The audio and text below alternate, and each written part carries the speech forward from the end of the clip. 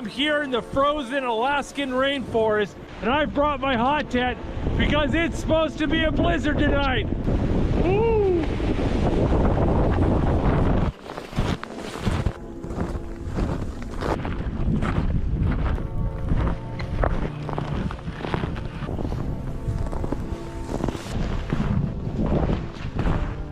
Oh, that's beautiful.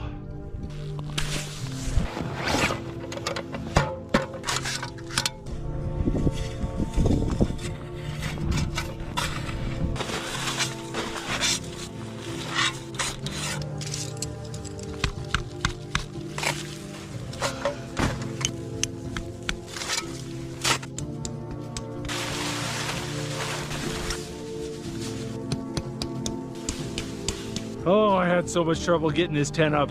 There's almost a 3-foot elevation difference from this side to this side. I had to do some funky stuff to get it to work.